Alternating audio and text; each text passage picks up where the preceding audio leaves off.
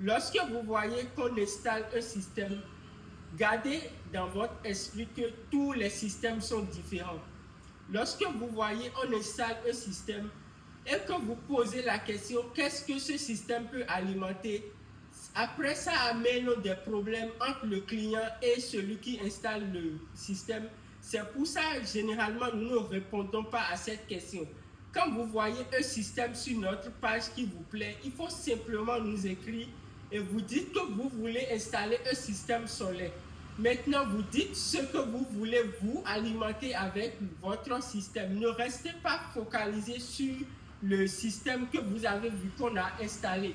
Le système qu'on a installé, la personne peut avoir 3 climatiseurs, une motopompe, etc. C'est parce que la personne nous a dit ces équipements que lui, il veut alimenter. Donc, chaque foyer diffère avec les appareils électroménagers qui se trouvent au sein de ce foyer.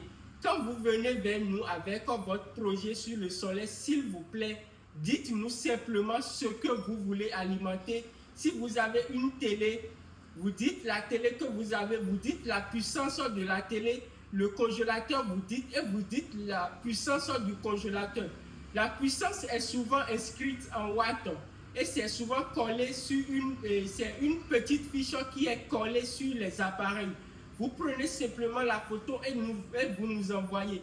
Mais quand vous posez la question de savoir qu'est-ce que telle chose peut alimenter, ça amène des problèmes parce que nous n'aimons même pas répondre parce que quand vous voyez cette batterie par exemple, la batterie que vous voyez là, ce que ça peut alimenter, on ne peut pas juste rester là et dire que ça peut alimenter un climatiseur telle chose. Non, c'est à partir des informations que vous allez nous donner que nous allons vous dire vous pouvez utiliser cette batterie sur telle durée. Et le total de ces informations va nous aider à choisir l'onduleur qui sera affecté à votre système.